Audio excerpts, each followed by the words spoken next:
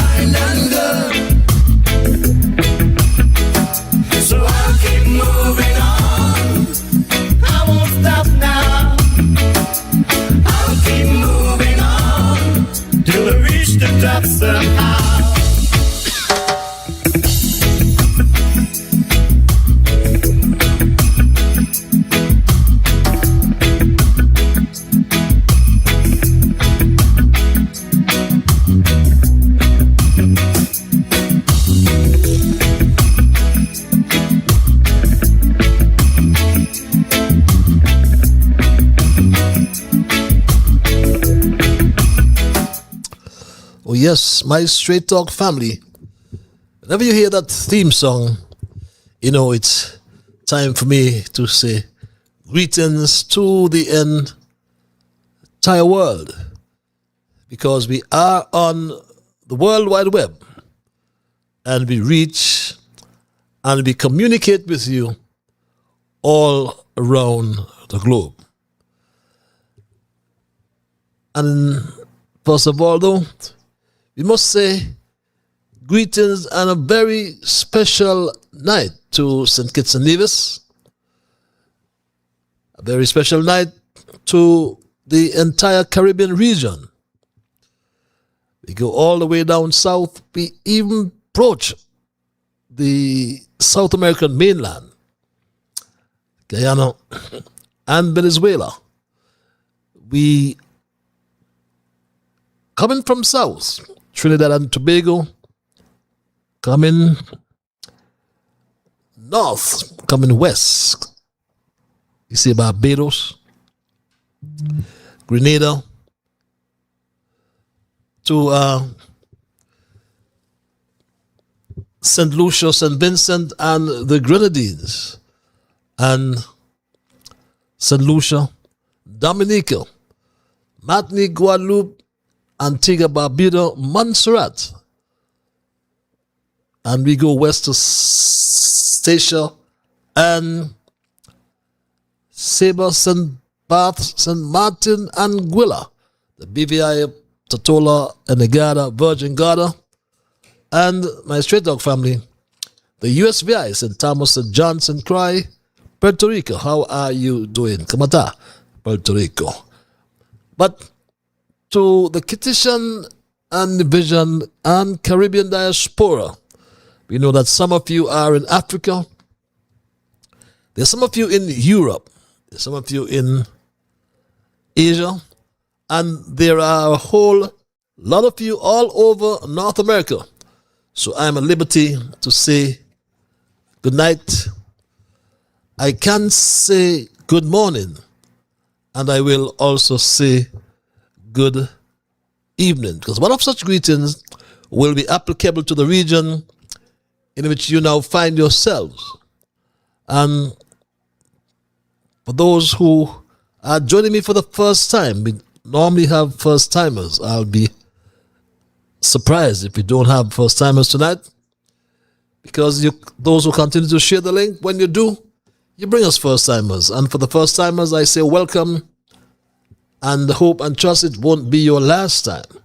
Just to inform you that Straight Talk is a public service program that facilitates and promotes free, underline free expressions on all issues of national, regional, and international interest, be they legal, be they environmental, be they technological, social, economic, and or political issues.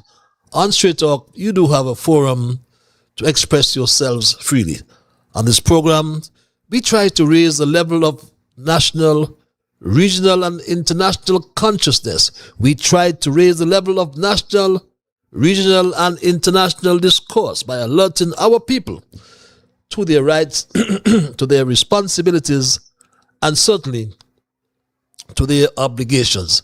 My name is Ian Patches Libert, and I thank Almighty God for blessing me with yet another opportunity to join you in conversation on yet another occasion. And my Straight Talk family, especially the first timers, let me forewarn you that absolutely nothing, nothing is watered down on this program. We never tried to make it more interesting, neither by omission or by exaggeration. Straight Talk is not about sensationalism. We are not about creating excitement, especially if that has to come at the expense of accuracy. Because we lean on the facts, as it is my bounden duty to present what I call the unvarnished truth, the plain truth, especially when it comes to governance, transparency, accountability, and all that goes with that. In St. Kitts and Nevis, and wherever you are on this globe, in this world. Because this program joins us together with people all across the Federation. We are joined with people in the diaspora all around the world. Some we know very well. Some we have met physically. Many we have met spiritually. But some will agree with the positions we advance, the positions of truth, I may add, that we advance on this program. And we do have our variances, and that's fine, because we are a different people. And we have our different views. But let's not get disagreeable, my Straight Talk family. That will disappoint me. So let's thank Almighty God nonetheless for guiding us each time. And let's help and for helping us to understand as well, oh, how good and how pleasant it is for brethren to dwell together in unity. So let's therefore hope and pray for that day when we will all sing his praise together. So welcome again, my people, and thanks. Thanks for those who share the link as you bring first-timers. Please continue to do so. May I also remind you that Straight Talk is a participative program. By that I mean we include your calls, we include your emails, and if you're so minded to call, the numbers are on your screens. If you like what I call the cloak of anonymity, then we provide you access via our email platform. That address is also on your screens. But my Straight Talk family, we all have an opportunity to participate. But I must say a special welcome to our Straight Talk Junior Brigade. That's a must. That's an imperative. I have no show unless I hail the young ones. They're looking forward to that. I know. Young Dwayne, Tristan, Shama, Jasmine, Kevin, Rue, Jamal, Travis Travon, my grandson Neymar, Saraya, Elizabeth, that special lady in St. Louis. I've not heard for her in a long time. I trust she is well. How is the Queen in Texas? Carla in Sandy Point? Hope Packard has convinced you to listen to this show. But we normally start with our observations in review. That's when we present our highlights of current issues. We do some reflection. We provide clarification. We try to establish what we have learned as a people because, yes, it's a learning process. After which we'll move to our thesis. And our thesis for tonight, sugar gone, banana gone. Is CBI next? That's our thesis for tonight. and I can forewarn you, it's going to be a very interesting one, like most theses. But our first observation, my Straight Talk family, we learned today, or got a confirmation, I should say, of the illness of former Prime Minister and current Foreign Minister of St. Kitts and Nevis, the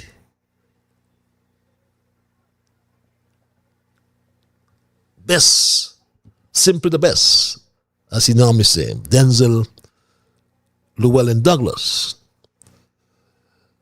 And after reading his message of gratitude that was posted on social media, I confirm this, my Straight Talk family. And Douglas stated, and I quote, "I wish to express my sincere gratitude to Almighty God for His grace, strength, and protection throughout a recent period of significant health challenges resulting from severe back pain, which ultimately required surgical intervention." That message, we confirm, came from Denzel Llewellyn Douglas. According to the message, and the article I should say, Douglas declared that he is pleased to report that the procedure was highly successful and that although his recovery remains ongoing, he is progressing well and continues to see encouraging signs each day. And that's good news. Now, I have known Denzel Douglas for almost all my life. And we have agreed. We have also disagreed on many political issues. But I can say this to you, we have never, ever become disagreeable. And I must say tonight that politics has its place in everything. Politics has its place. But humanity must always come first. So I therefore join the many citizens of St. Kitts and Nevis in wishing Dr. Denzel Douglas a complete and speedy recovery following his surgery. And I'm sure there will be time enough for political debate. But tonight, let us simply wish Dr. Douglas good health and a successful return to his family and to public duties. May his recovery be swift and complete. My second observation for tonight relates to the CARICOM chairman and Prime Minister of St. Lucia, Philip J. Peer, who has confirmed that the contentious issue surrounding the premature reappointment of CARICOM Secretary General, Dr. Carla Barnett, has been referred to the Caribbean Court of Justice, CCJ, for legal advice. And Philip J. Peer read this statement at the closing press conference of the 51st regular meeting of heads of government a few days ago. CARICOM acknowledged that the Republic of Trinidad and Tobago desires to have the issue of the reappointment of the Secretary General referred to the Caribbean Court of Justice, CCJ, to render an advisory opinion thereon. To facilitate this request, The community agrees to commence proceedings to secure such advisory opinion in accordance with Article 212 of the revised Treaty of Chagaramas. The community acknowledged that this is the very purpose for which the CCJ was created, to be a treaty interpretation body. The community further agreed that the status quo with respect to the reappointment of the Secretary General shall remain unless and until the community considers the said advisory opinion from the CCJ. The community agreed that this way forward allows for this matter to be resolved in an amicable manner without prejudice to the ability of the community to conduct its affairs. In this context, the community reaffirmed that the ongoing review of the governance architecture is part of the broader mandate agreed at the previous conference in St. Kitts and Nevis to strengthen the governance of the community and enhance its effectiveness. The heads further underscored that this process does not impugn the integrity of any member, state, or individual, but rather it reflects the community's collective commitment to continuous institutional improvement with the highest standards of good governance. The heads have reaffirmed their commitment to the ideals and objectives of the community and will continue to move forward in unity to advance the interests of the region during these difficult times, recognizing the myriad of challenges the community faces currently. This is the end of the statement. And my Stray Dog family, the referral follows concerns, raised by member states over whether the reappointment process complied with the revised Treaty of Chagaramas and established CARICOM procedures. And this is in keeping with the charter, and it relates to the jurisdiction, rather, of the articles of the Treaty of Chagaramas, Article 211, which is clear and on your screens. And reference was made as well to Article 212 and Article 212, which also is pellucid and reads, the court shall have exclusive jurisdiction to deliver advisory opinions concerning the interpretation and application of the treaty. And that's the court, meaning the Caribbean Court of Justice, the CCJ. And two, it reads, advisory opinions shall be delivered, beg your pardon, only at the request of the member parties to a dispute or to the community. So my Stray Dog family, you see where this new chairman is taking us. Rather than allowing the dispute to deepen, heads of government have opted to seek the CCJ's advisory opinion to provide legal clarity and preserve the integrity of the regional body's governance. The CCJ's advice is expected to help determine the proper interpretation of the relevant provisions and guide CARICOM on the appropriate course of action, reinforcing the organization's commitment to resolving internal constitutional and procedural disputes through the rule of law. How soon that opinion will come down, only time will tell, my Stray Dog family. But our third observation, we go across the Narrows to Nevis. And when I first was introduced to Alexis Jeffords, he was referred to me as and I remember this very well. He referred to me as pepper seed, a nickname he seemed to cherish.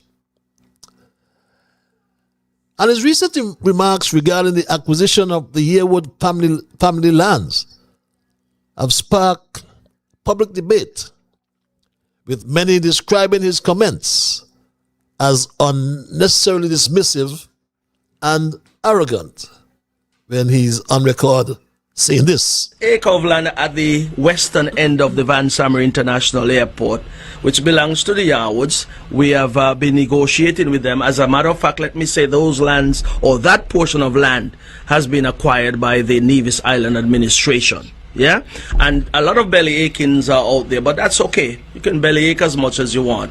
We are about moving forward, and we're going to do what is necessary to go forward. Go forward past the belly aching. And many have taken umbrage with his statement. And one can understand because public office demands more than authority. It demands humility, respect, and accountability, not arrogance. And this surely does not sound like a servant leader. So a tip for pepper seed, which may fall on deaf ears, no doubt.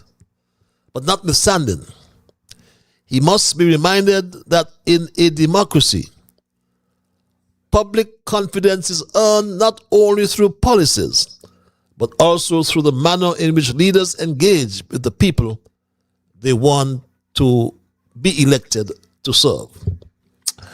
And those are my observations in review for tonight, and I move right into my thesis. As I intimated earlier, I've titled, Sugar Gone, Bananas Gone. Is CBI next? And my Straight Talk family, every generation faces defining moments. Moments when decisions of today determine whether tomorrow brings prosperity or decline. Our generation is facing one of those moments now. History has already taught us painful lessons. We have lived through the rise and fall of industries that once seemed permanent. We know what happens when a nation loses the economic pillars upon which its people depend. That is why tonight I ask the question that should concern every citizen, regardless of political party, social status, or island of residence, particular within the OACS region. Sugar gone, bananas gone. Is CBI next? And this is not a slogan. It is not political theater. It is a warning that demands our attention. For generations, sugar was the backbone of St. Kitts and Nevis. Over 3 centuries and a little more. It employed thousands, sustained families, built communities, and financed national development. Few imagined that one day it would disappear. Yes, it did. Across the Windward Islands, bananas played a similar role in Dominica, St. Lucia, St. Vincent and the Grenadines and Grenada. Bananas built rural economies around banana production. Entire villages depended upon that industry for survival. When we look at our history, look at our soil, once the rolling green fields of sugarcane defined us here in St. Kitts and Nevis. It put food on our tables and built the very foundations of our nation. Then the world changed and the sugar went. We adapted, but we felt the sting of external forces dictating our survival. Then came bananas. For years, our farmers worked the earth, producing some of the finest crops in the Caribbean. For sugar in St. Kitts Nevis, we remember the book of vessels that came for the sugar. In the Windward Islands, the geese line picked up your bananas. Yet shifting global trade rules and preferential treatment being stripped away meant that the banana went too. We bent, but we did not break. We survived. And now we face the ultimate test, the CBI program. The economic crutch we were forced to lean on after our traditional agriculture collapse is under siege, with international pressure mounting and visa free access that should be threatened. The golden era of simply selling our birthright to stay afloat is coming to an end. Sugar is gone. Banana is gone. And the unchecked CBI gravy train is going to. But let me tell you this, my stray dog family. Our greatest resource has never been sugarcane. It has never been a bunch of bananas. And it has never been a passport we sell to the highest bidder. Our greatest resource is us, we the people. For too long, our leaders have allowed us to be at the mercy of global winds. When the world shuts one door, we scramble to find another loophole. Stop letting foreign entities and offshore trends dictate our standard of living. It is time for a new vision. A vision made in St. Kitts and Nevis, by St. Kitts and Nevis, and for the people of St. Kitts and Nevis. And I said ditto for the other OECS islands. We must build economies that actually produce things again. We must revitalize our agriculture, not just to feed ourselves, but to feed the tourists who come to our shores. We must support local entrepreneurs, invest in renewable energy, and create sustainable, lasting jobs. We have an obligation to transition from a nation of dependents to a nation of creators. We can no longer afford to put our futures in the hands of foreign agents and short-term fixes. The loss of sugar and bananas taught us a brutal lesson. And the shifting reality of the CBI industry is teaching us another lesson. No one is coming to save us. We must save ourselves. For generations, this region survived on the sweat of our ancestors, who woke up before the sunrise to cut the sugarcane, who broke their backs in the fields to harvest the bananas, who built the foundations of our countries with nothing but hard, honest labor. And when foreign powers tore up those preferential trade agreements and left our farmers adrift, did we fold? Hell no. We adapted. We used our independence, our sovereignty, and our brains. We built the citizenship by investment and offshore financial programs to pave our roads, build our clinics, and shield us from hurricanes.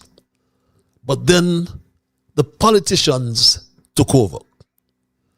The politicians got greedy. They got lazy. Instead of doing the hard work of building a sustainable economy, they looked at our sacred national identity and saw a get-rich-quick scheme. These politicians turned our passport and our corporate registries, the very things our grandparents fought for into a bargain basement clearance sale. They threw due diligence out of the window because they were blinded by the flash of foreign US dollars. To line the pockets of their wealthy donors, they ignored the warnings. They looked the other way and allowed international fugitives, crooks, and tax dodgers to buy our beautiful flag. Just days ago, the absolute worst happened. The ultimate betrayal was exposed for the entire world to see. The United States Treasury Department stepped in and slapped sweeping federal sanctions right on our doorsteps, my straight dog family. Who sold the passport and which law firm registered the company Nevis? These are questions we ask, my straight dog family. When we look at what happened just a few days ago, and you can glean from your monitors, my straight dog family. Look at this. We ask who sold the passports. That's what we ask. And look at the second paragraph. Ansari Ali. Place of birth, Iran. Nationality, Iran. Alternative nationality, St. Kitts and Nevis. The man has a St. Kitts and Nevis passport. Fast track, my straight dog family, to the right of your screens and on the very last paragraph. Smart Global Limited, also known as Ziba Leisure Limited. Registered where? Charlestown of St. Kitts and Nevis. The Nevis registered offshore entity called Smart Global Limited was targeted. Why is the question we ask? Because our corrupt politicians were fast asleep at the wheel, so blinded by cash that they let a high-level billionaire financier for the Iranian regime use our jurisdiction to hide assets, move billions of dollars, and evade global counter-terrorism sanctions. A shell company registered right here on our soil, here in Nevis, operating as a shadow financial vehicle for Iranian elites, while our leaders collected their fees and smiled, my straight dog family. They smile and overlook this. In the meantime, they turn their heads the other way. Look at this, my straight dog family. Fresh from the U.S. Treasury. Look at the headlines. U.S. sanctions Iranian businessman over links to Mujtaba Khamenei, IRGC. That's the Islamic Revolutionary Guard Corps. And read for yourselves, my straight dog family. Or let's read this together. The U.S. Treasury on Friday sanctioned Iranian tycoon Ali Ansari, citing his links to Supreme Leader Mujtaba Khamenei and the Revolutionary Guards as part of the broader action targeting Iran's financial network. The Office of Foreign Assets Control added Ansari, 7 other individuals and 5 companies to its sanctions list. The entities include several Iranian exchange houses and companies based in Dubai, Hong Kong, and where? St. Kitts and Nevis, my straight dog family.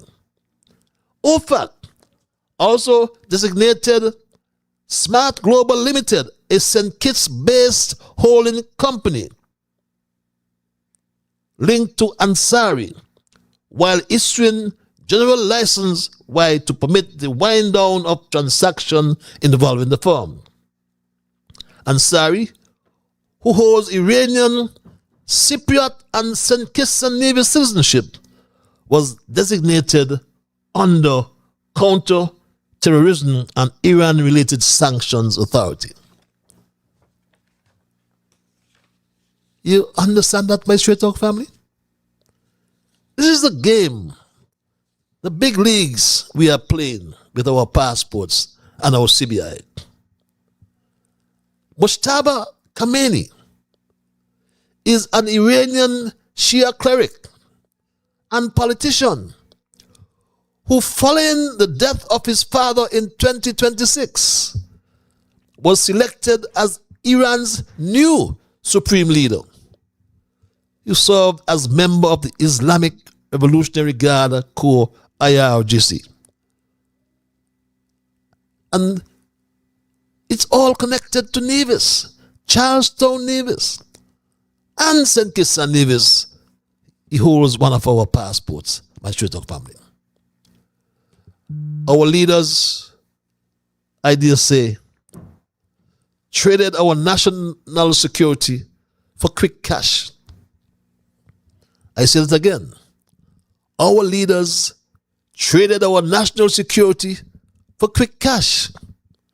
And tonight I can say that it is the ordinary working class citizens who are paying the price. Right now, the international community is looking at us not as a proud island nation, but as a dangerous security loophole. The European Union has laid down the ultimatum. Fix this compromise system by June 2028, or ordinary citizens will lose their visa-free travel access to the Schengen area. My Straight Talk family, I ask myself every single day, and I'm not exaggerating, I ask myself every single day, if we cannot find any better leadership than what we get from Terence Michael Drew, the slow student Jeffrey Hanley, and the soccer engineer Conris Maynard, is this the best we can do? Ask yourselves the question, my Straight Talk family. Is this the best we can do? When you hear the Prime Minister and his ministers get on the television, what do? They blame everybody else but themselves. They make us believe that Washington is being unfair. They try to make us believe that Europe is bullying us. But let's talk real truth tonight. The unvarnished truth, as always. Washington and Europe, the UK and Canada, did not ruin our international reputation. Our own easily bought, corrupt politicians did. I repeat that. Washington and Europe, Canada, the United Kingdom, did not ruin our international reputation. Our own easily bought, corrupted politicians did. The complete failure to vet who is using our passports, governed by our corporate laws, who has compromised our borders and put our global mobility on the chopping block. Look at what's happening now in Nevis with the Destiny Project. And I must commend the organizers of the Nevis Civic Society, I think it is called, and its leader or president. I hope I got that right. Glendale Herbert, I think is the name. I must commend them for taking a stand. Because when politicians choose quick cash over our children and our children's children's security, what do we say? We say this. And no, we won't go. And no, we won't go. Our people united. Our people united. Our people united.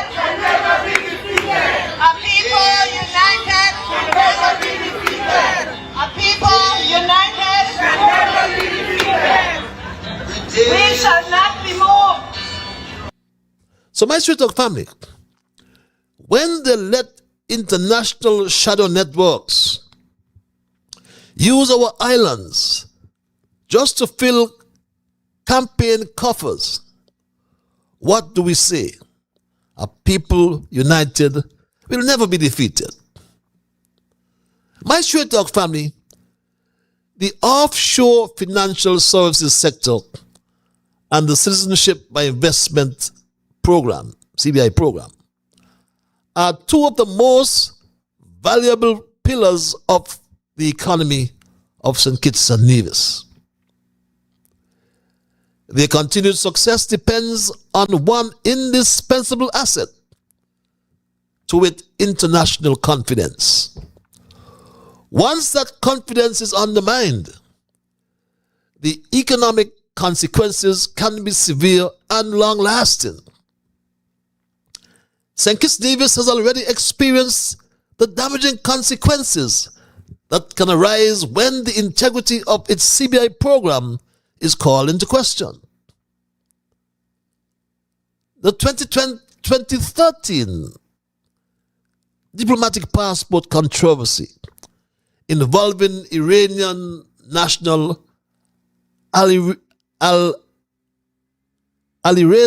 Moghadam became an international embarrassment and contributed to heightened scrutiny of our country's passport system.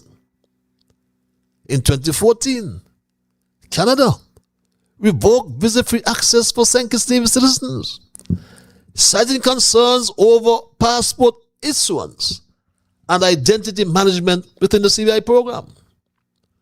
When the United States Treasury or other international authorities impose sanctions on individuals with connections to entities or structures in St. Kitts Nevis, those developments inevitably attract global attention, but not the kind we need.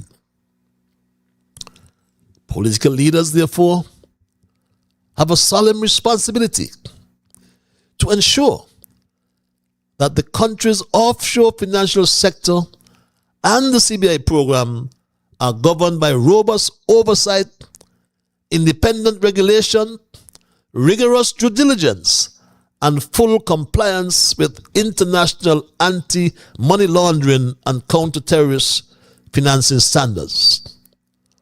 Oversight cannot be treated as political convenience. It is a matter of national security and economic survival. The latest sanctions imposed by the United States Treasury should serve as a wake-up call for St. Kitts and Nevis. According to the U.S. Treasury, Ali Ansari, as I said earlier, has been sanctioned for allegedly overseeing global financial network that benefits Iran's supreme leader, Ayatollah Mujtaba Khamenei. The Treasury further states that assets were accumulated through Smart Global Limited, a holding company registered in Nevis, which it says was established in 2011 and used to hold investments and commercial properties in several countries. These latest international developments should therefore compel a serious national conversation about the governance of Nevis's offshore financial services sector. This sector is also reportedly confronting substantial civil litigation involving claims by investors seeking the return of funds to the tune of millions hundreds of millions of dollars that investors cannot get back. But what cannot be ignored, however, is the broader question of political accountability. Mark Brantley, the Premier of Nevis, also serves as Minister of Finance in the NIA and therefore bears ultimate political responsibility for the policy direction and reputation of the island's financial services industry. That cannot be disputed.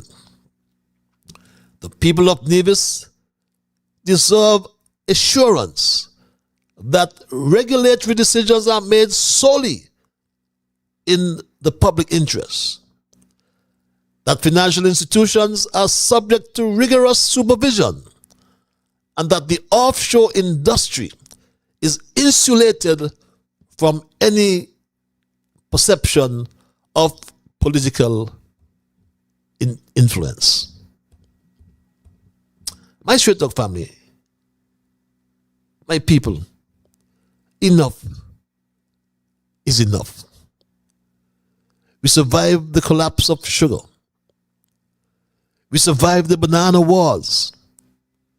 But will we survive this CBI crisis?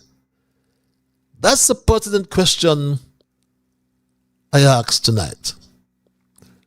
We cannot allow a handful of compromised, short-sighted politicians to lock us out of the world because they wanted to play fast and lose with our identity. Our passport is not a commodity. Our corporate registry is not a playground for illicit actors. Our sovereignty is not a discount coupon.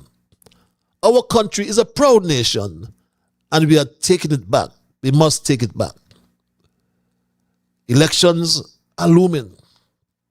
Soon, we will get to vote. And when you go to the polls, remember, my people, who put your freedom on the chopping block. Stand up for your dignity. Stand up for your security. Vote out the greed. Vote in the integrity, and let's reclaim our future together.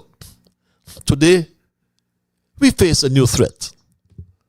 And this time, the threat is not just coming from across the Atlantic. The threat is sitting right inside our own parliament, right inside the cabinet. When our agricultural economy collapsed, the politicians promised us a lifeline. They told us that the citizenship by investment would build our schools, pave our roads, and secure our future. But what did they actually do? They turned our sacred national identity into a clearance sale. They got greedy. They got lazy. Instead of doing the hard work of building a sustainable economy, they chased easy money. Then changing global markets, new trade rules, and growing competition caused those economies to suffer devastating losses. Thousands of farmers lost their livelihoods. Communities were transformed forever. History reminds us that no economic pillar is indestructible. When sugar was declining, St. Nevis created the world's first citizenship by investment program. It became more than an innovative idea. It became one of the Federation's greatest economic assets. Following the closure of the sugar industry in 2005, over his dead body, the Denzel Douglas administration introduced the Sugar Industry Diversification Foundation.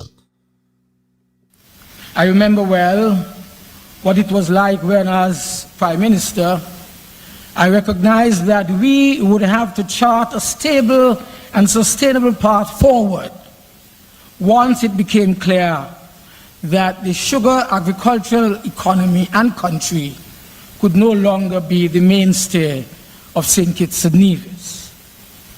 Those were quite tumultuous times globally.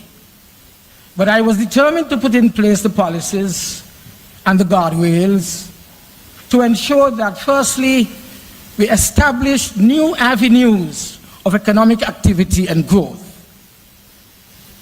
whilst ensuring, secondly, that there was zero social upheaval, zero political instability, and zero domestic tumult. In fact, it is because of those concerns that we created what has now become famous as the Sugar Industry Diversification Foundation, the SIDF. Yes. The SIDF was expected to generate investment, create jobs, support infrastructure, strengthen public finances, and help to diversify an economy that was searching for a future after sugar. It became the bridge between our past and our future. But bridges must be maintained. National assets must be protected. Reputations must be defended. Today, that program continues to face unprecedented international scrutiny. The EU has recently demanded that OECS programs should be shut down by 2028 or face visa sanctions. Our Prime Minister is mum, he's silent on it. Thank God to Gazi Dread, Gaston Brown of Antigua and Barbuda. The Union has threatened that they could withdraw their visa-free access potentially by the end of the year. We don't know for sure they will, but we're trying to have a high-level engagement with them to see if we can ask them to reconsider. We have the view that an electronic travel authorization should be sufficient, though it's not as extensive in terms of the due diligence compared to visa.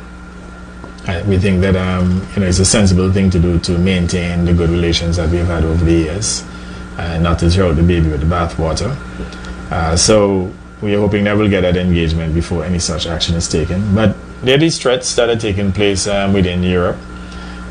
You'd recognize that recently Ireland actually discontinued visa-free arrangements with St. Kitts and Nevis. Yes. And we could anticipate that despite our best efforts that these visa-free arrangements may be discontinued.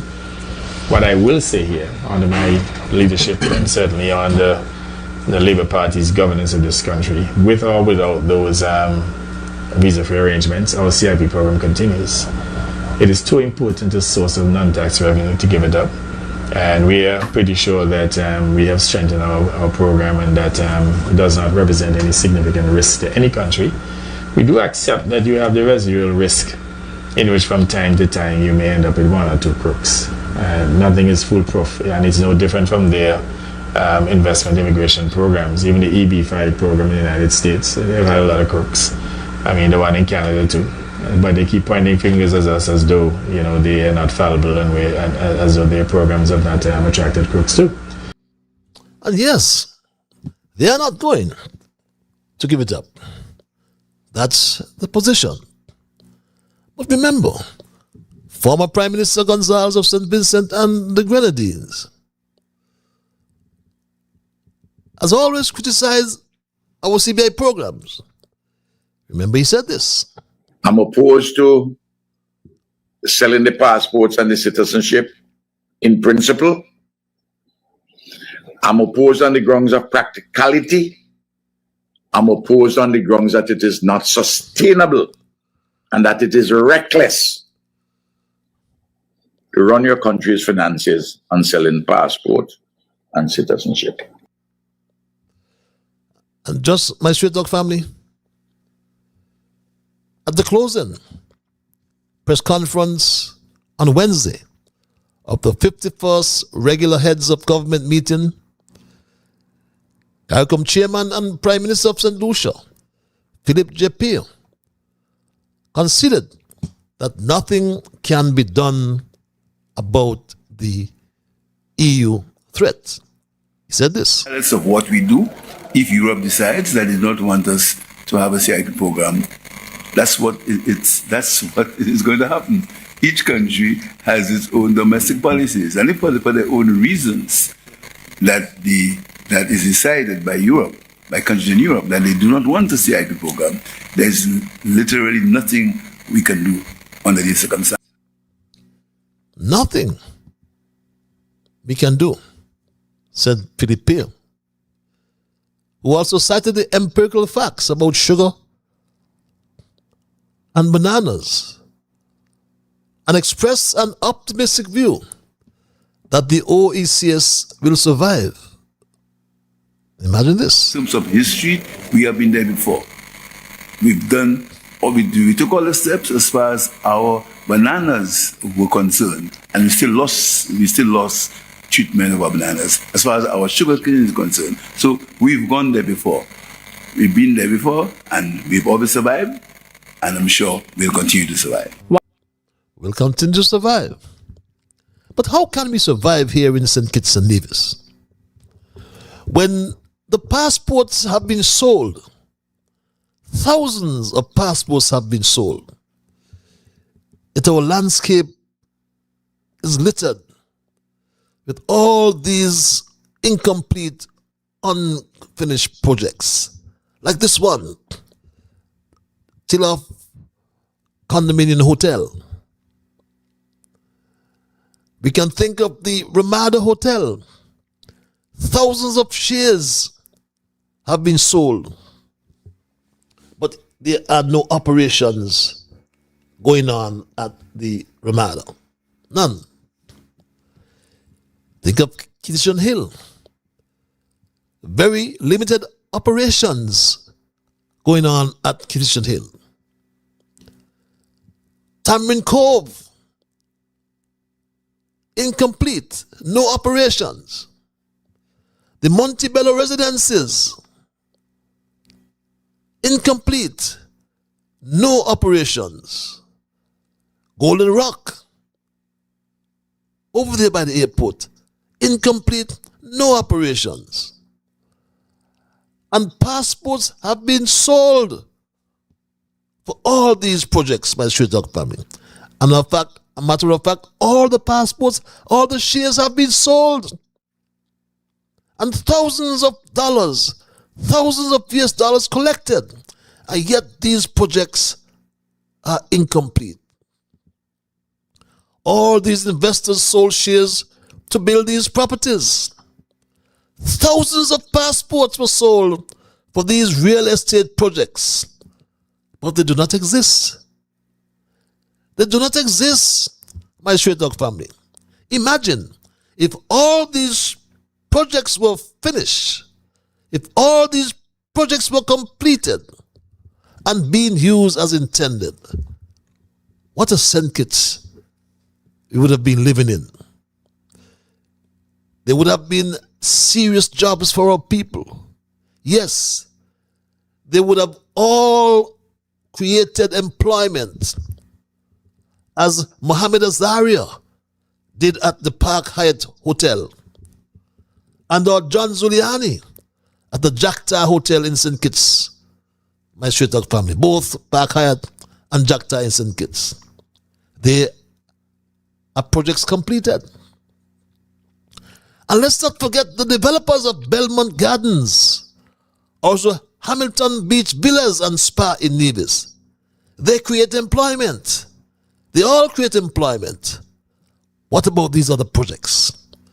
So my Straight Talk family, the point I'm making though, we cannot blame the EU, the UK, the US, or Canada, as none of these governments approved or sold shares or investment units for these projects.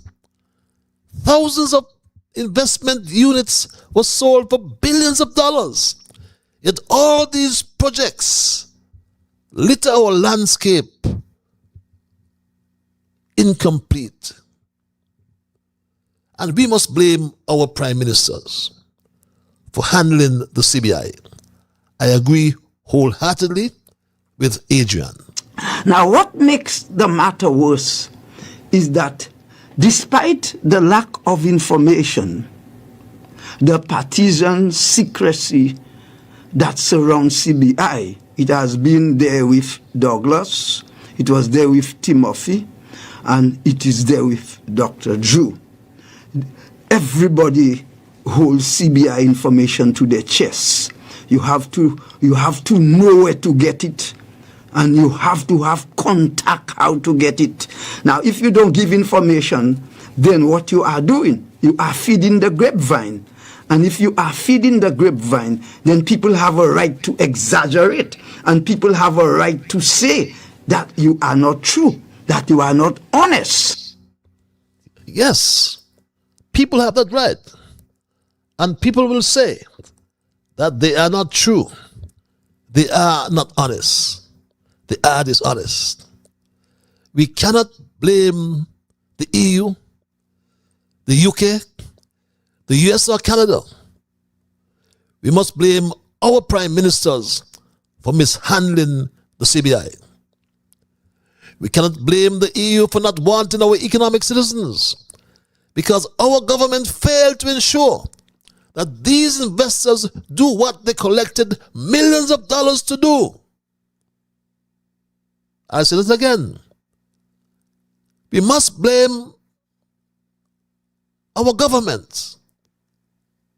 We must blame our prime ministers for mishandling the CBI, because all of these governments failed to ensure that these investors did what they collected billions of dollars to do. Our governments failed to ensure that the CBI created a sustainable economy. So let us act now with urgency, with wisdom and patriotism, so that St. Kitts and Nevis remains a nation of opportunity rather than a cautionary tale, because history has already recorded sugar gone. History has already recorded bananas gone. Come the 1st of June 2028, will CBI be history? Will CBI be gone? We cannot allow history to record the next chapter as CBI next. For all of the reasons above, the question I leave with you tonight, my Straight Dog family, is sugar gone? Bananas gone? Is CBI next? And that's my story tonight, and I am not going to change it. I will open the lines and entertain your calls and your emails. The numbers are on your screens. The address is on your monitors. But I always like to implore you to respect others. And of course, to achieve that, you must first respect yourselves. Let us try to be fair to all concerned. Let us, my Straight Dog family, in the things we say and not do, let us try to build goodwill and benefits. And let us, in saying and or doing those things, let us strive to build a kinder, gentler St. Kitts and Nevis. At 6 minutes past the 9 o'clock hour, we go to the lines and take our first caller. Caller, you are live. Hello, caller. Good night, Mr. Liber. Good night, my dear. Investing is a journey of self-recovery. Investing is a journey of self-recovery. Yes. Yes. It reveals your relationship with money.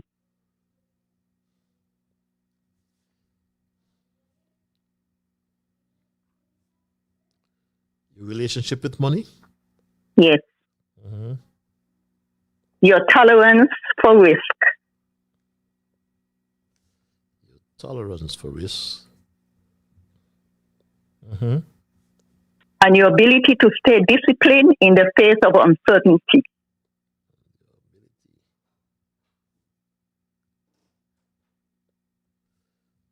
Stay disciplined in the face of uncertainty. That's correct? I repeat, investing is a journey of self-recovery. It reveals your relationship with money and your tolerance for risk and your ability to stay disciplined in the face of uncertainty. Have a great evening. Have a great evening as well, my Straight Talk family. From Across the Narrows always provides an appropriate quotation as coming from the quotationist. I look forward, and I'm sure many listeners look forward for your quotation each time. And your quotation tonight is no different. Investing is a journey of self-recovery. It reveals your relationship with money and your tolerance for risk and your ability to stay disciplined in the face of uncertainty. Very appropriate. I must thank our quotationists from Across the Narrows coming to the fore each time with such thoughtful quotations. Caller, it's 9:08. You're live. Hello, caller. Thank you. Thank you, Brother Patches. Good night to all the listeners. Good night to all of my people, Federation of St. Kitts and Nevis. As you have outlined, Brother Patches, until now, not one challenge has challenged your perspective, your facts, your unvarnished truth, and I am asking you to continue in doing so. As it stands, I have said it before and I will reiterate. Because of our leaders, the people of the Federation of St. Kitts and Nevis will perish. You're being sanctioned for visas going to and from America, Europe. Our leaders have engaged and indulged without letting the people of the Federation know what kind of people they are dealing with. We put them there for representation and they fail. Instead, they align themselves. They were and continue to be self-aggrandized and continue to be kleptocrats. And that is so unacceptable, and it's still so sad. My friends, my brothers, comrades, I'm asking you to do the right thing on the day that the bell should ring and a date has been announced. Vote them out. Moving forward across the Narrows, it is true that the Premier sold us out. They already collected for their service to the colonizers. Unacceptable. Be aware of the sweet talk of the Premier. Do not adopt nor entertain his sheep in wolf clothing. His wolf in sheep clothing, correction. We cannot tolerate these things. Stand up and fight for your country because that's your only country. Where else you gonna go? You come to America. You don't get a visa. Even if you have a visa, you'll be watching over your back because America don't want you here in the way that it used to be before. Else you have ICE. America is the dominator of the Western Hemisphere, believe it or not. Vex or not, you have to go with the flow. America is not a threat to the Caribbean and the West Indies. But if you are going to entertain and sponsor these goons, terrorists, money laundering, you will perish. I will leave it right there and I will come again with round. Thank you for hearing me. Thank you, Brother Patches. Thank you very much for your contribution. It's 12 minutes past the 9 o'clock hour. And if you have just joined us, we are entertaining your calls and your emails at this time. And we are discussing our thesis for tonight: sugar gone, bananas gone. Is CBI next? And for those who just joined us, our quotation for tonight, always appropriate, coming from across the Narrows: investing is a journey of self-recovery. It reveals your relationship with money and your tolerance for risk and your ability to stay disciplined in the face of uncertainty. Let's go back to the lines at 13 past the 9 o'clock hour. Caller, you're live. Hello, caller. Yeah, Patches, good evening, man. How you doing tonight, man? I am peaceful, my brother. Yourself? Yeah, pretty good. Great, appropriate quote tonight. Yep. Uncertainty is now. Lots of uncertainty in the Federation.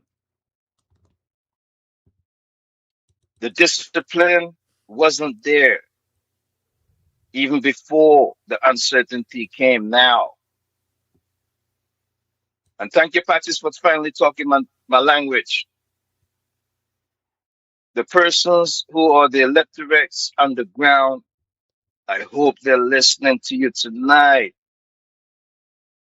Patches, you bring so much information here every night. It ain't funny. Before the uncertainty, things was doing good. The CBI program went up to platinum status, right? Yes, it was. Money was flowing into Bastard. Mm-hmm. These so-called leaders, man, they was rolling in the money like how the pig roll in the mud. They mismanaged the money. The money went elsewhere. You know, this you know, one of the callers' favorite word, kleptocrats. and a terminology you introduced us to here on the straight top. We the citizens of St. Kitts and Nevis, we cannot comprehend the type of money we are talking about.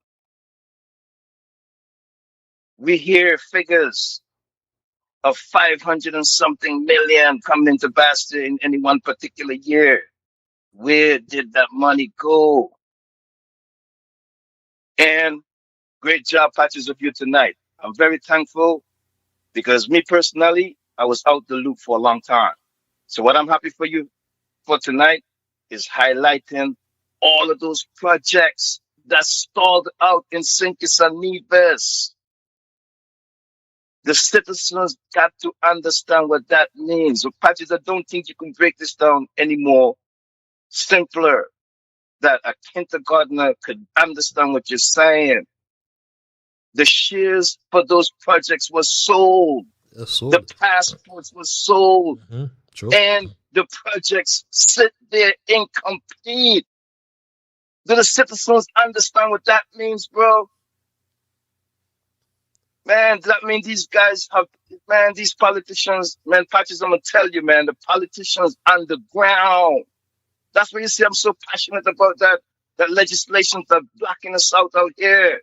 Because the position where Sinkis and Nevis is in, finally you have said it tonight, is as a result of our so-called politicians and leaders, so-called leaders.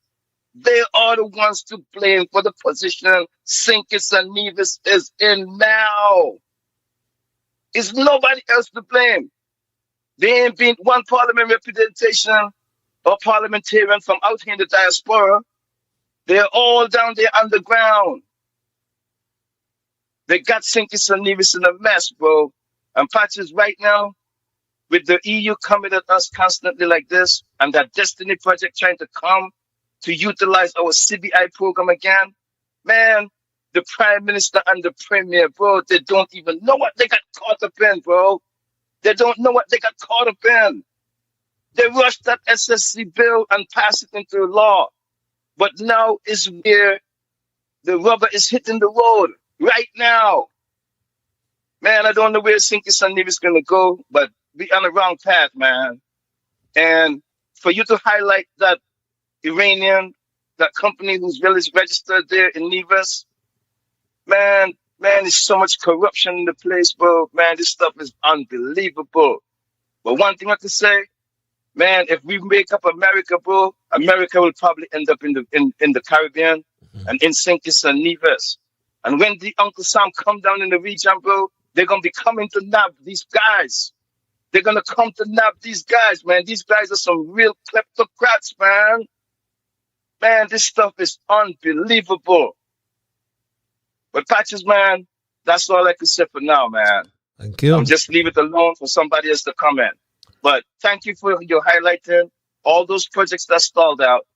And yet still, they're still trying to bring another project bigger than ever before. They call the prison project criminal. What can we say about that Destiny Project and Nevis? And lastly, man, if our politicians, them who are so crooked, were to be held accountable, a lot of them would be in jail already. But it might take Uncle Sam to come down there and pick them up and throw them in jail. And we won't like when that happens, bro. But I'm encouraging the DPP to do his independent investigation on that Destiny Project and Nevis, because there's so much conflicts of interest over there. I can't see how people are so literate down there, 98% literacy, and we have these politicians fooling us. The politicians, like you said, and you said one other thing, I didn't quite remember that, but all I know, the politicians, they are responsible for the position Sinkis and Nevis are in right now. They mismanaged our CBI money, and the money did not get them to the working class. And I'll leave it there. Thanks, Patches, man. Thank you very much, my dear brother, for your contribution. And I made the point, for those who may have missed it, that at Wednesday's closing press conference of the 51st regular heads of government meeting, the CARICOM chairman and prime minister of St. Lucia alluded to a question or responded to a question about the EU and the possible sanctions hanging over our heads, to use a colloquial term. And Philippe said this. Regardless of what we do, if Europe decides that they don't want us to have a CIP program, that's what is going to happen. Each country has its own domestic policies, and if for their own reasons that is decided by Europe, by countries in Europe, that they do not want a CIP program, there's literally nothing we can do under these circumstances. And Pierre cited what I call empirical facts. In terms of history, we have been there before.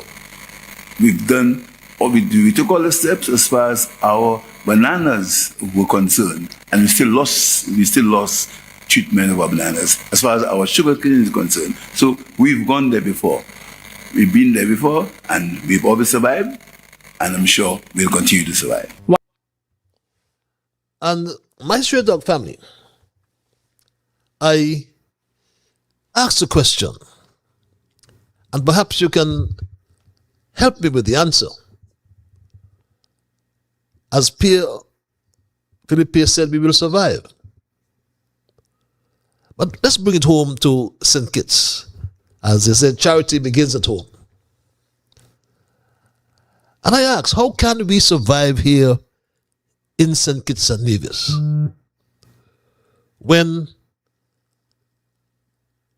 the passports have been sold, yet all these projects are incomplete? Just drive on your way to Frigate Bay. You see Tilloff condominium hotels.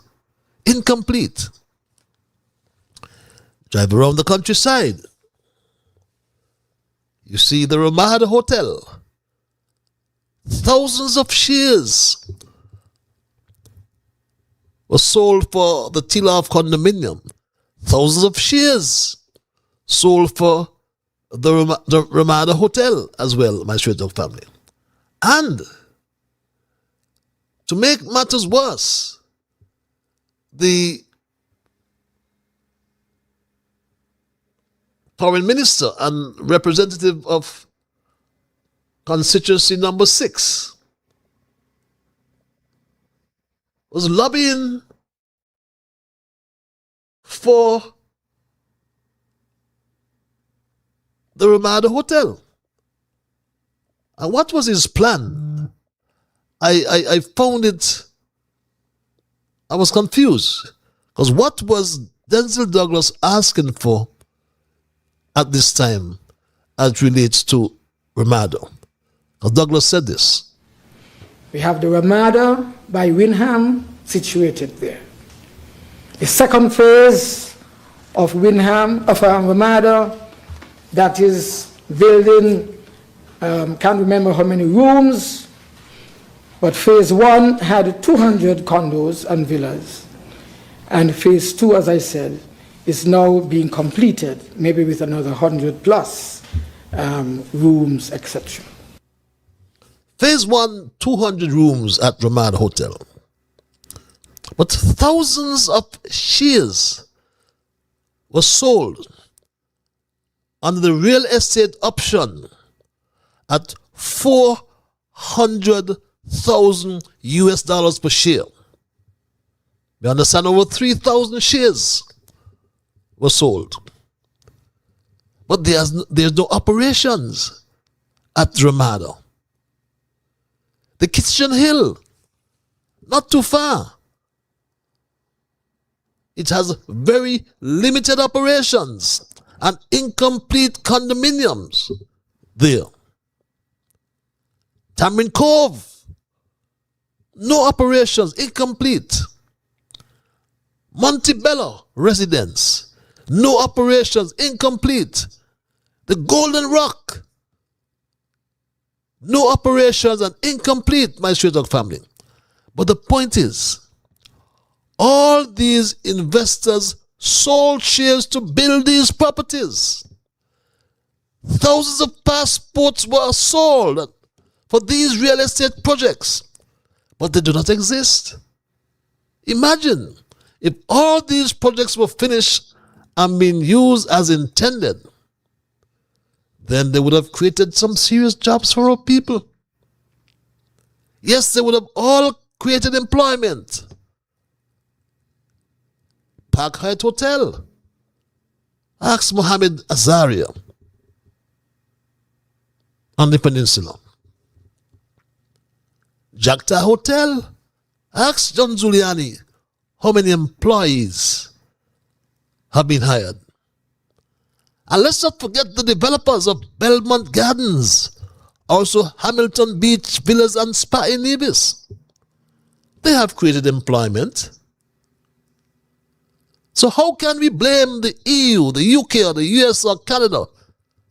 None of these governments approved our sold shares or investment units. We must blame our prime ministers for mishandling the CBI. We cannot blame the EU for not wanting our economic citizens either, because our government failed to ensure that these investors do what they collected millions of dollars to do, build these projects. They have not, my Straight Talk family, they have not. Let's take some emails in the meantime. Let's take some emails.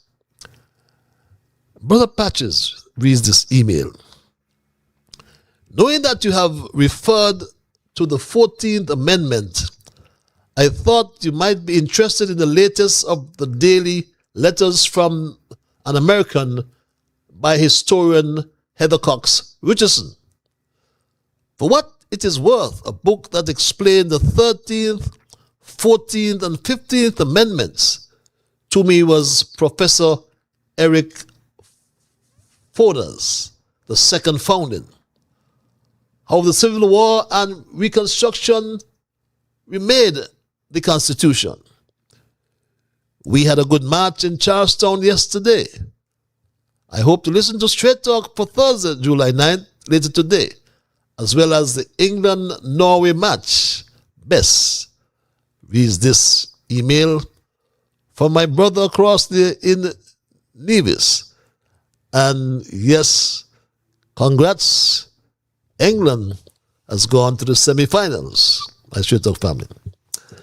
And my Straight Talk family, it's 9:28. And let's see, let me take a few more emails as we speak. Jew is silent next to Pierre. Reads this email. He told us he fixed the CBI.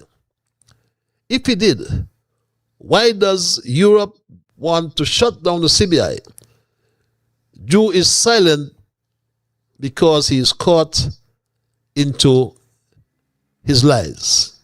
The Chinese destroyed our CBI.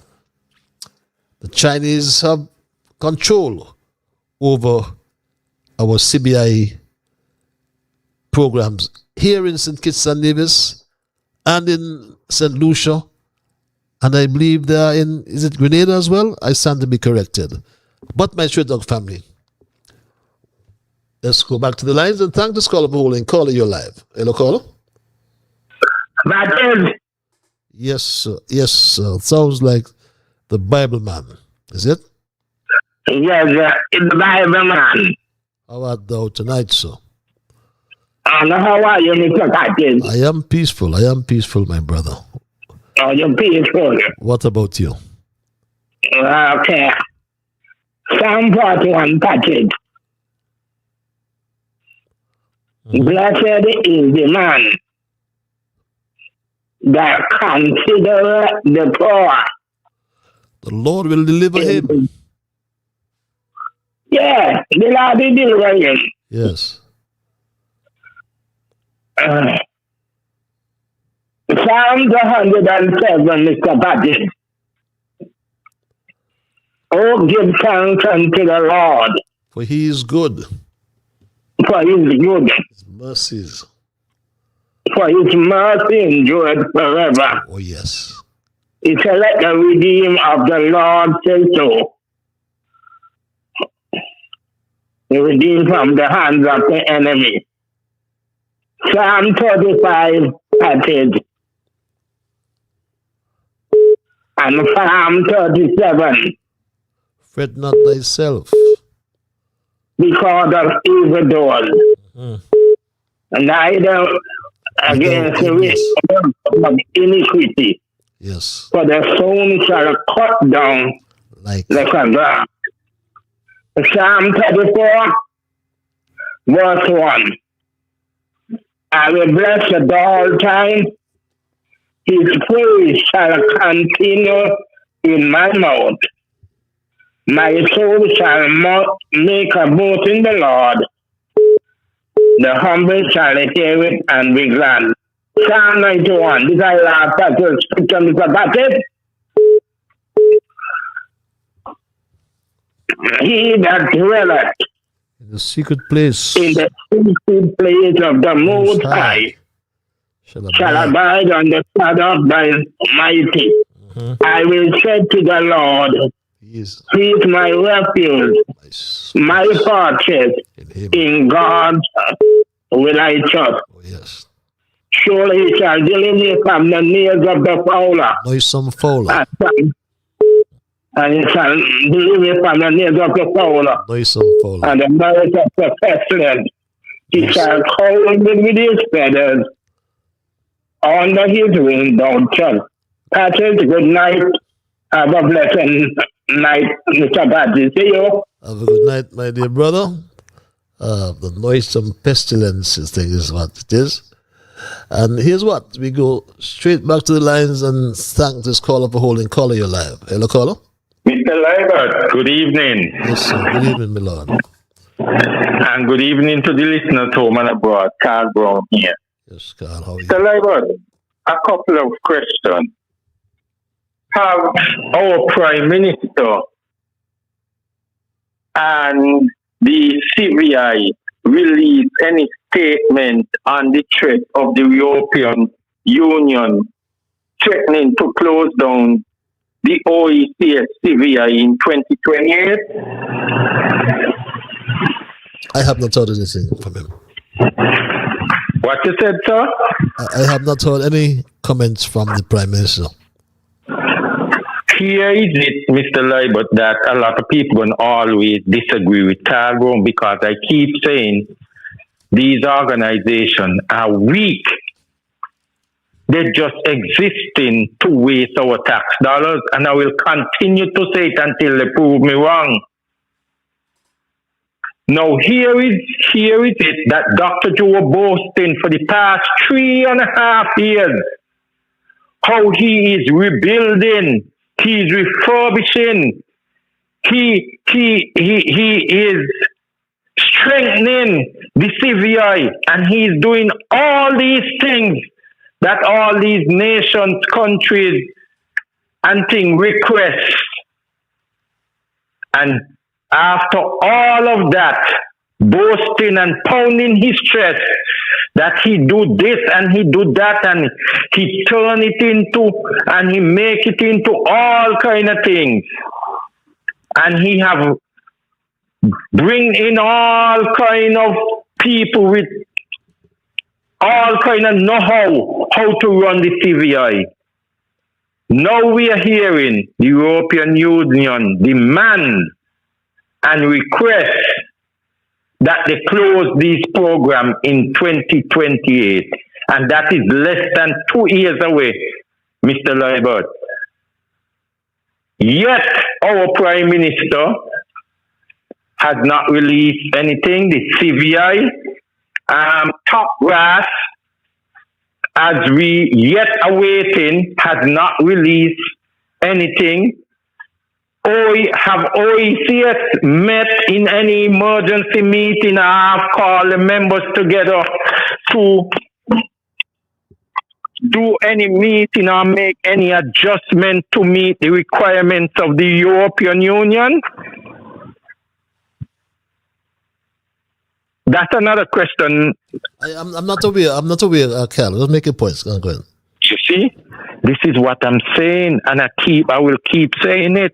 These are weak organizations wasting the taxpayers' dollars.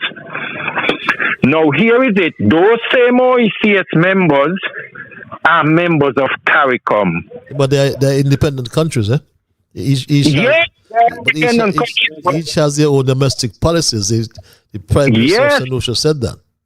We agree to all of that. They know that when they signed on to all of these organizations, patches. All of them knew that. All the leaders of them knew that when they signed on to all these organizations. OECS, CARICOM, OAS, all these organizations, they know they are independent countries. Right? But yet they sign on, and here are them now in the middle of fire, burning alive. But yet they cannot run or cannot demand no rescue from the fellow members our partners to rescue them.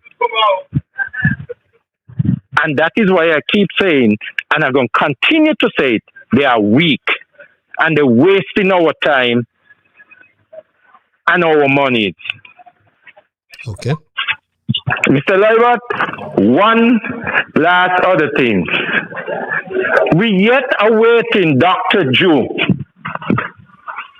to tell us again, because he don't give us many dates in the last 4 years, because in a couple of weeks it's gonna be 4 years for the Labour Party in government.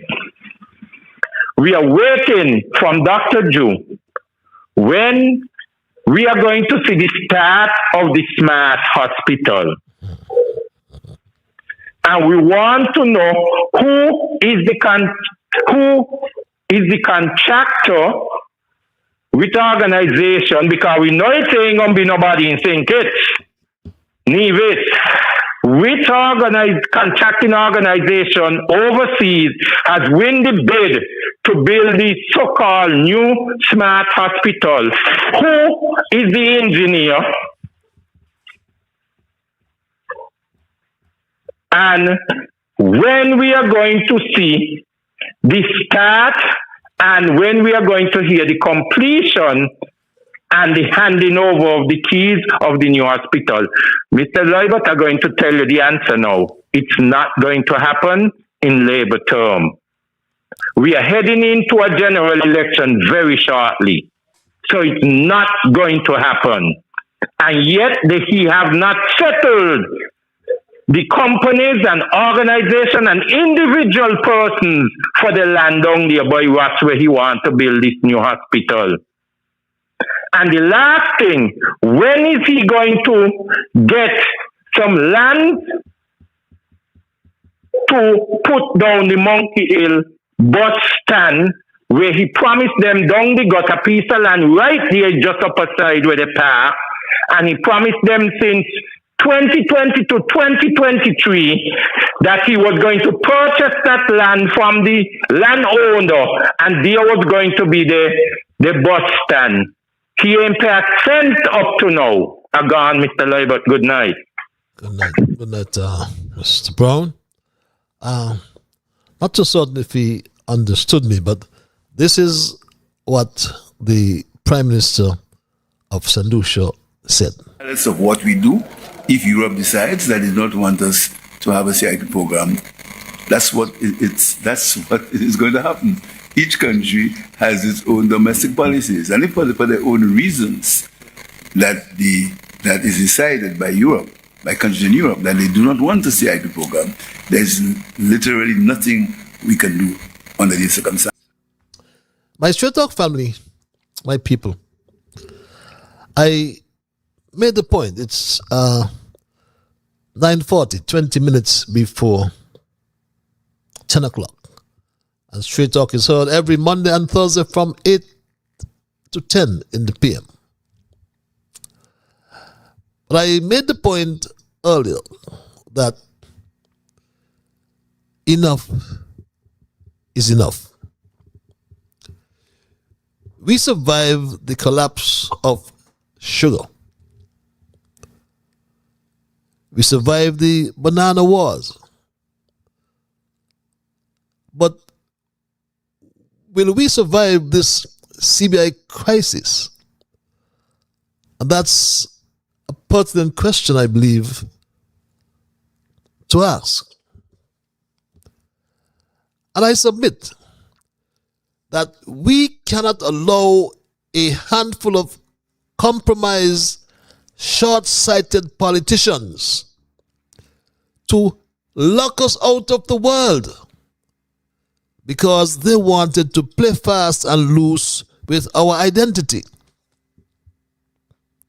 Our passport is not a commodity. Our corporate registry is not a playground for illicit actors. And our sovereignty is not a discount coupon. Our country is a proud nation, and we ought to take it back, my Straight Talk family. Caller, it's 9:41.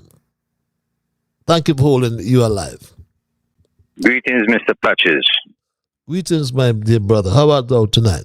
I'm very good, very good. What about you? I am peaceful, my brother. Peaceful. Very sound, positive program on our national interest.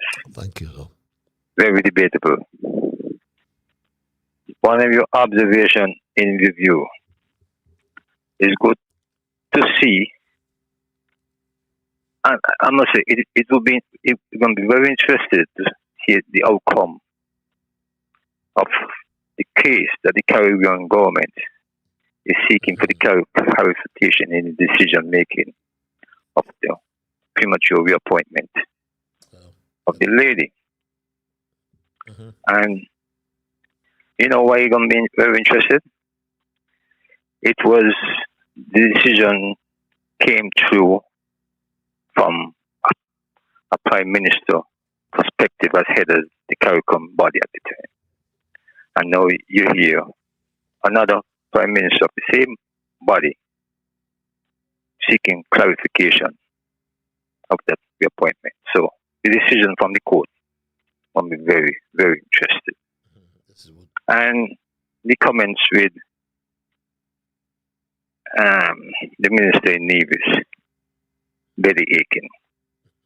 I mean, it's already good to say, well, governments seeking for development and this and that, but I don't think it'll be so nice when government acquire private land from private people. You know, I think them things just be a bit bothersome. You know, and you ask a question also, if we would survive. We can survive, Mr. Patchett, providing we take serious management in what we're doing. Because the laws are there. And it's just that many of us don't really want to take action to deal with certain laws. Because look at us in here. From since we're small, we see the climate territory. We see the kind of food it throw off. And what we want to say, we can find no one who could create some kind of adhesive from that food. That because remember once ago we used to use it to stick the books when we go in school. That's true. So now we in this modern age, we can find no way we can develop what we have more. And another thing too, Mr. Patches. You know, when we had heard about the sugar diversification program, we had heard here that is a private program. You know, and then further on you hear this and that happen to it. You know, any problem with our CBI, I agree with you. We have to blame ourselves. And what I observe you from your clips that you play concerning the same issue, Prime Minister Peel is saying different wording to Gaston Brown, the Prime Minister of Antigua. Gaston Brown is more reasoning on the terms where diplomacy, we can still seek a way to get diplomacy ushering some kind of breakthrough. But Pierre now is saying, got that determination decision as though when this EU make a decision, Gaston Brown know that too. But Gaston Brown more dealing on her. So we always got to strive for diplomacy, no matter what the situation is in this world. You just can't give up like that. When you begin to give up like that, it raises red flags. Because there's always trials, there's always temptation. But as a government, you always have to be in a position to represent your people. And I'm really sorry that we are not really hearing anything from our government. I mean, these are things just to keep abreast with your people with these news, you know. But Mr. Patrick, you continue. Be strong. Stay focused. God bless. Stay healthy. God bless you as well, my brother. Thank you for your intervention. We go right back to the lines. Calling you live. Hello, caller. Hello, caller. Yes, Mr. Libert. Carl Brownie again. Yes, Mr. Libert. Mr. Pierre just take the hem, right? The leadership. Right? And he is telling us, he's speaking on behalf of all the countries that no fight left in us, no defense. So all we have to do is put up a white flag and surrender. We're not going to fight for our sovereignty. We're not going to take a stand. We're not going to negotiate. Nothing. Patrick, wars have started.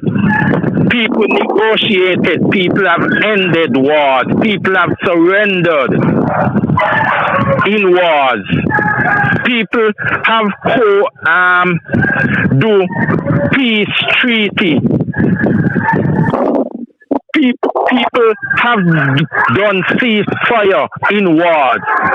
So Mr. Pierre is telling the whole entire Caribbean that there is nothing left for us to do but just yield to the European Union demand, request, and wishes. Patrice, I don't give in to that. We are resilient people. We are fighters. We small. As the soca minister sing one time, we small but we follow. It means that we are small people. We are small nation, but we have fight in us, and we just fight to the last man or fight to the end.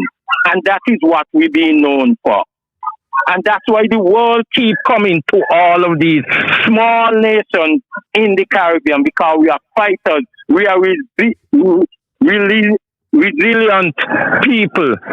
We are people who bounce back from any form of any revolution or anything come up against us. And you're telling me our sovereignty, our rights, our people's sovereignty, we ain't gonna put up no fight for it. I don't stand for that, Patrick. And I think a lot of supporters in the Caribbean would not stand for that.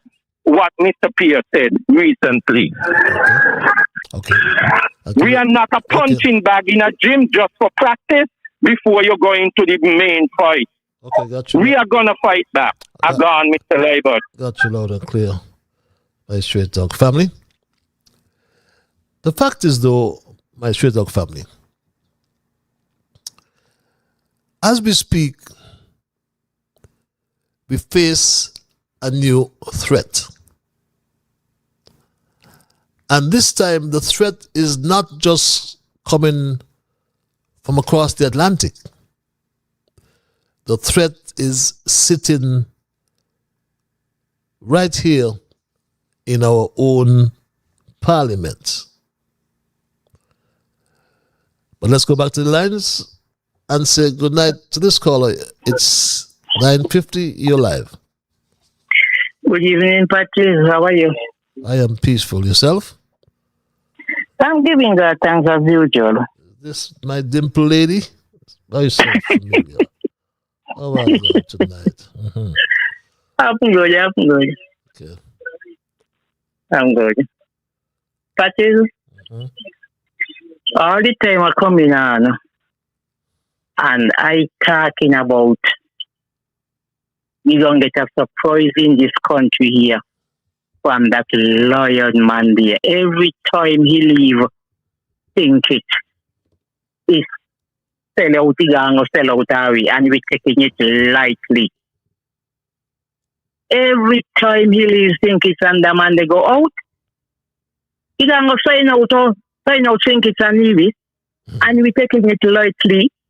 We don't say nothing. But now that the The fire raise up now. Everybody are calling and talk about it and what. It's too late.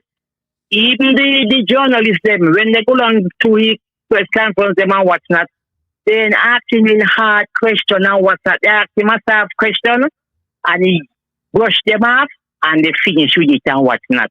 No, we see how we go.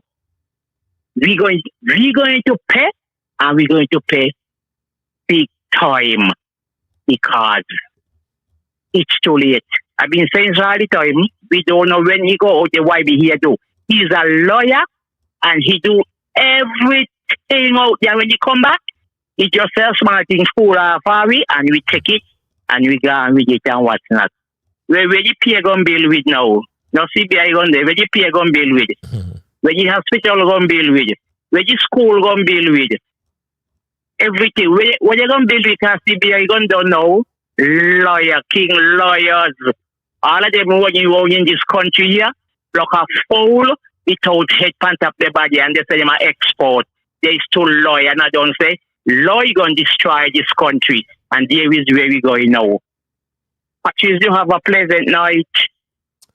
Have a pleasant night as well. Thank you for your contributions. We go back to the lines. Thank this caller for holding caller. You're live. Yes, Patches. To all the listeners who are listening, I invite you to my class session, and I would like you to repeat after me. Who got ears to hear, let them hear. Repeat this. Because of our leaders who took us and continue to take us as fools, mumus, dummies, we will perish. The foolish decisions, the unwise decisions that my leader, our leader are making, we shall perish. But we hope for a new day when a new leader come forth and do the things that we've been yearning for. Say it aloud, class. Carl Brown, I'd like to give you a little correction. The European, the Americans, the Canadians are not putting restriction on us just like that. You know where it stemmed from or it rooted from? To be coming to these conclusions and decisions and threats? Because of our mumu foolish leaders. They make poor, narrow-minded, with no energy decisions. That's why the Europeans, the Americans, the Canadians, they are vulnerable to the foolishness our leaders doing. And that's why they are putting these restrictions. It's not just like they are saying to jump and we say how high. So don't say it that way. I'm listening to you, your contribution, but I like your commentary, but you must pay more attention to those responses. Okay. Thank you again. Thank you very much. Hello, Patches reads this other email. In the days of sugarcane and bananas, the ordinary people got the money to put in their pockets and banks, particularly the banana farmers. They built homes without loans. Who is getting the CBI monies? Who is getting rich? Politicians, friends, and family reads this email. And as we wind down tonight's program, I submit that when we look at our history, look at our soil, once the rolling green fields of sugarcane defined us, it put food on our tables and built the very foundations of our nation. Then the world changed. and sugar went. We adapted, but we felt the sting of external forces dictating our survival. Then came the bananas. For years, our farmers worked the earth, producing some of the finest crops in the Caribbean. Yet shifting global trade rules and preferential treatment being stripped away meant the bananas went too. We bent, but we did not break. And now, we face the ultimate test, the CBI program, the economic crutch we were forced to lean on, and our traditional agriculture collapse is under siege. With international pressure mounting and visa-free access threatened, the golden era of simply selling our birthright to stay afloat, that too is coming to an end. Sugar is gone. Banana is gone. And the unchecked CBI gravy train is going too. For too long, our leaders have allowed us to be at the mercy of global winds. When the world shuts one door, we scramble to find another loophole. Stop letting foreign entities and offshore trends dictate our standard of living. It is time for a new vision. A vision made in St. Kitts and Nevis, by St. Kitts and Nevis, and for the people of St. Kitts and Nevis. And I say ditto for the Windward Islands, be it Dominica. A vision made in Dominica, by Dominicans, and for the people of Dominica, and so too St. Lucia and St. Vincent and the Grenadines. We must build our economies that actually produce things again. We must revitalize our agriculture, not just to feed ourselves, but to feed the tourists who come to our shores. We must support local entrepreneurs, invest in renewable energy, and create sustainable, lasting jobs. My straight dog family. But for generations, this region survived on the sweat of our ancestors, who woke up before the sunshine to cut the cane, who broke their backs in the fields to harvest the bananas, who built the foundations of our countries with nothing but hard, honest labor. And when foreign powers tore up those preferential trade agreements and left our farmers adrift, did we fall? Hell no. We adapted. We used our independence, our sovereignty, our brains. We built the CBI and offshore financial programs to pave our roads, build our clinics, and shield us from hurricanes. But then the politicians took over. They got greedy. They got lazy. Instead of doing the hard work of building a sustainable economy, they looked at our sacred national identity and saw a get-rich-quick scheme. They turned our passports and our corporate registries, the very things our grandparents fought for, into a bargain basement clearance sale. They threw due diligence out of the window because they were blinded by the flash of foreign US dollars. To line the pockets of their wealthy donors, they ignored the warnings. They looked the other way and allowed international fugitives, crooks, and tax dodgers to buy our beautiful flag. And what happened? It happened just days ago. The absolute worst happened. The ultimate betrayal, my straight dog family, was exposed for the entire world to see. The United States Treasury stepped in and slapped sweeping federal sanctions right on our doorstep.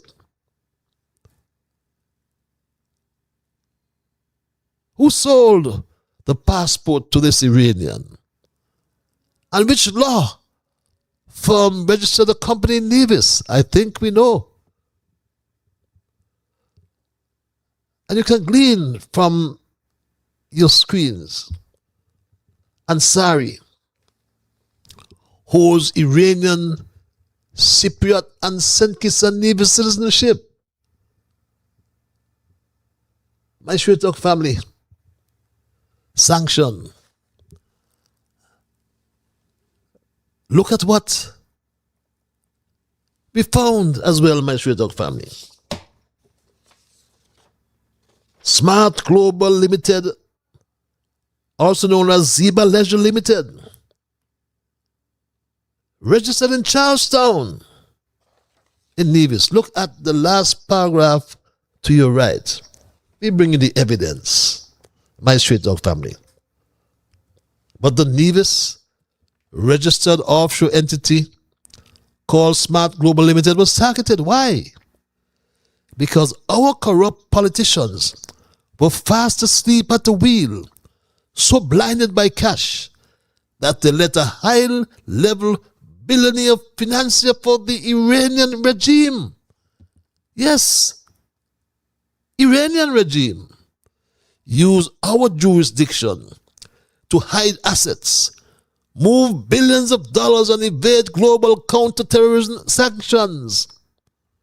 A shell company registered right here on our soil, operating as a shadow financial vehicle for Iranian elites, while our leaders collected their fees and smiled.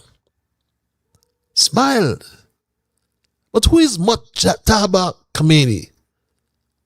He is an Iranian Shia cleric and politician who, following the death of his father, Al-Khomeini, in 2026, earlier this year, was elected as Iran's new supreme leader.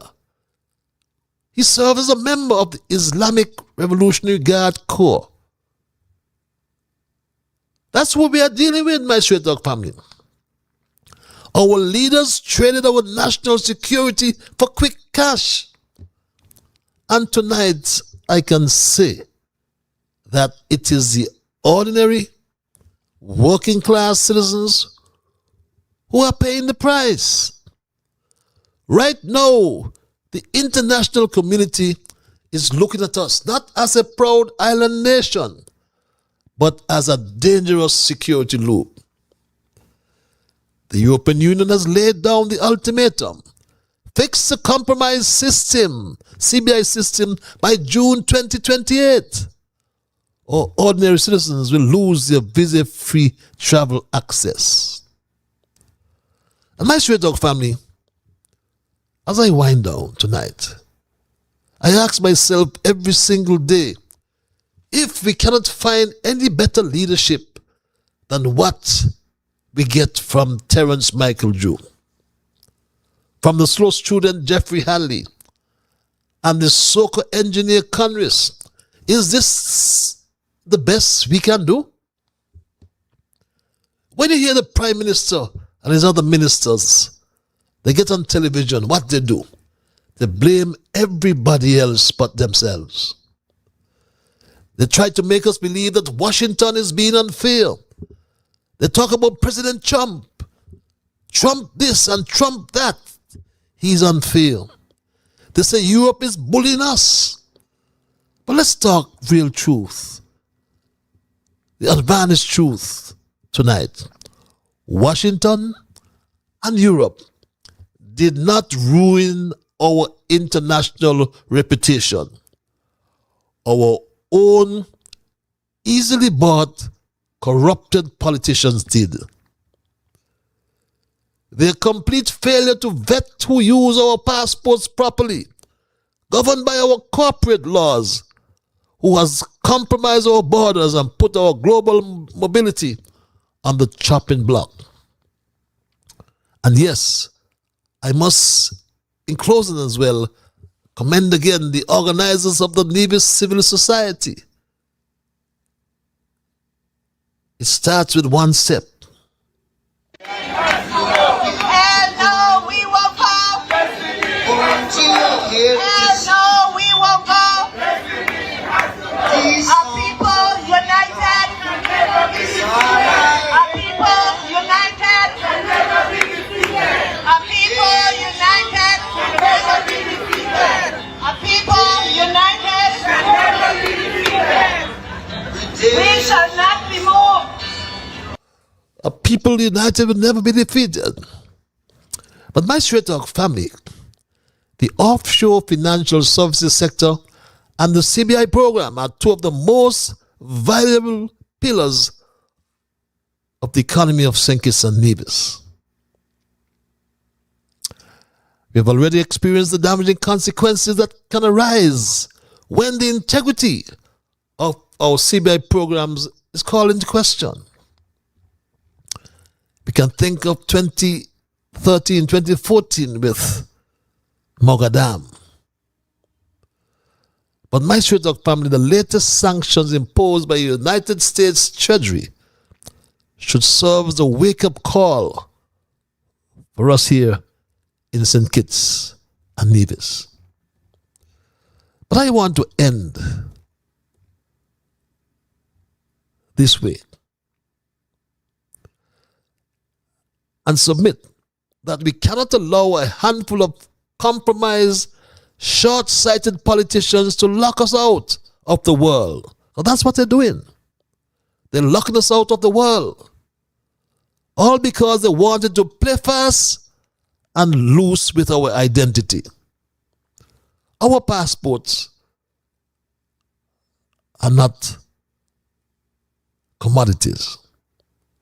Our corporate registries are not playground for illicit actors. Our sovereignty is not a discount coupon. And we have no one to blame but all of our prime ministers. I concur with Peter Adjian.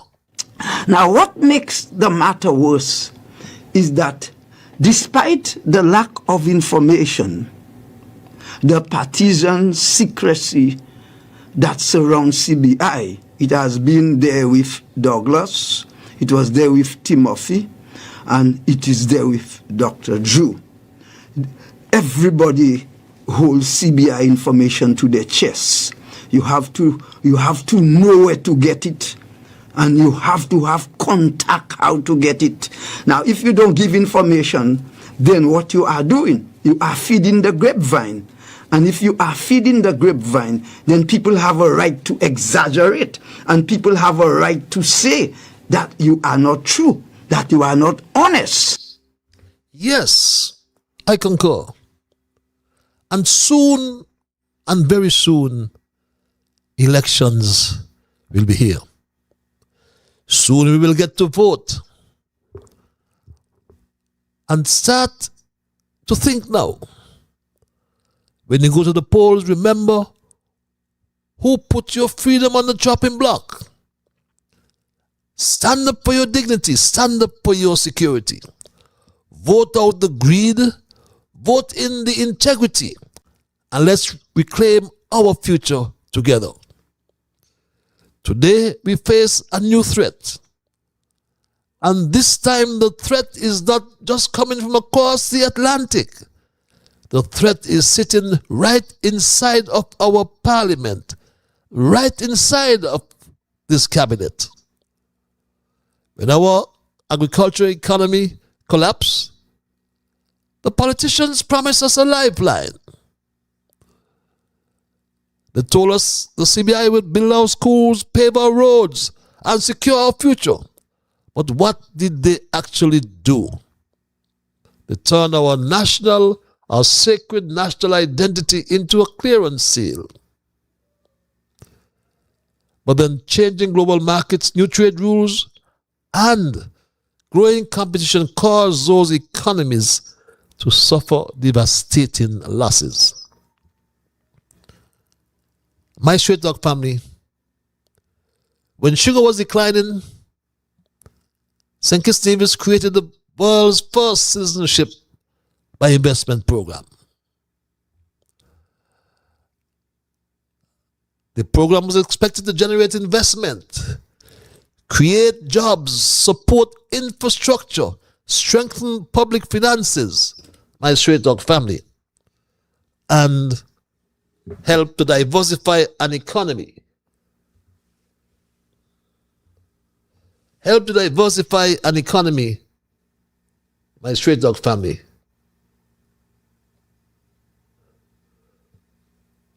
Help to diversify an economy that was searching for a future after sugar.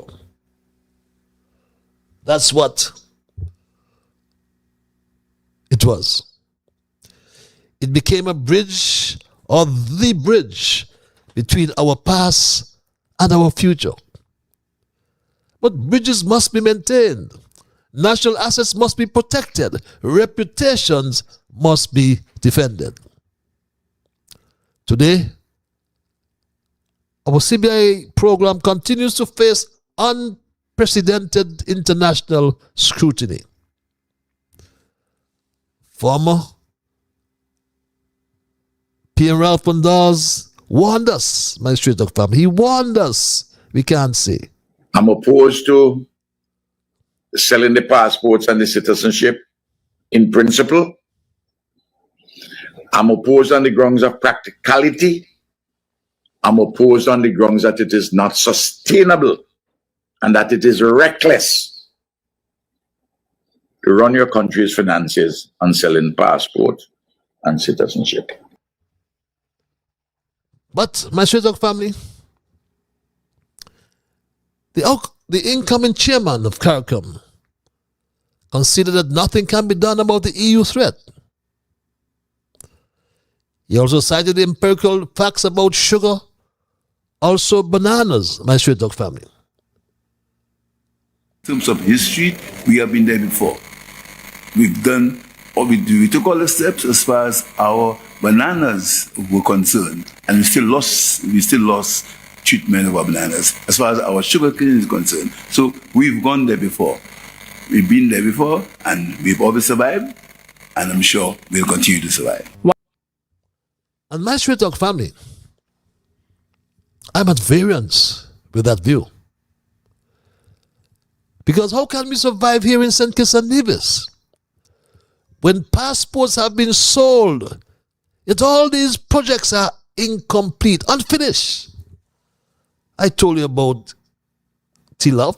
That's the one we all should know once we head to Frigate Bay, my straight dog family. The Ramada Hotel, just like T-Love, sold thousands of shares, but no operations or incomplete. Kiddishan Hill, thousands of shares sold, incomplete condos, very limited operations. Across in Nevis, Tamarind Cove, no operations, shares sold. Montebello Residences, incomplete, no operations. Thousands of shares sold. Golden Rock, no operations, incomplete. Thousands of shares sold. All these investors sold shares to build these properties. Thousands of passports were sold for these real estate projects, but they do not exist. Imagine if all these projects were finished and being used as intended. There would be jobs for our people. Yes, they would have all created employment, as Mohammed Azari did at the Park Hyatt Hotel, or as John Zuliani did, or is doing, both of them, at Jakta Hotel. And let's not forget the developers over there in Nevis. Belmont Gardens, also Hamilton Beach Villas and Spa in Nevis. They have created employment. They continue to create employment. So we cannot blame the EU, the UK, the US, or Canada. We cannot blame any of them. We have to blame our prime ministers for mishandling the CBI. We cannot blame the EU for not wanting our economic citizens, because our government failed to ensure that these investors do what they collected millions of dollars to do. Our governments failed to ensure that the CBI created a sustainable economy.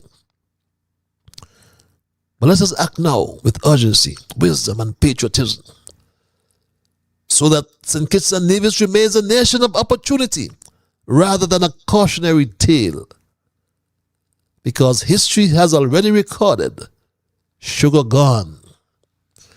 History has already recorded bananas gone. And come the 1st of June 2028, will history record CBI gone? We cannot allow history to record the next chapter as CBI next. What can we do? For all the reasons above, my questions remain. Is sugar gone? Bananas gone? Is CBI next? And that's my story tonight, my Straight Talk family, and I am not going to change it. I want to thank Almighty God for guiding our program tonight as always. I want to thank you, the many viewers, listeners, those who sent emails and those who called. Remember, you are the ones who make Straight Talk. And for that reason, I say a big, big thank you. I am Ian Patches Live, and God's Spear we will connect on Thursday for another edition of Straight Talk. Until that time, be good to yourselves and to all whom you meet. And remember that whatever your mind conceive, that you will achieve. But first of all, you got to believe. So when you wake in the morning, thank God for the morning light. Thank Him for taking you through the night. And my Straight Talk family, keep moving on. Bye-bye. Until we connect on Thursday.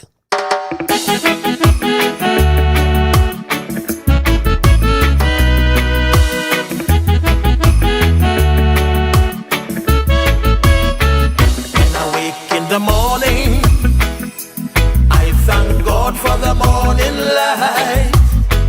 Give Him thanks and praises for taking me safely through the night. For the rest of food and loving care, and for my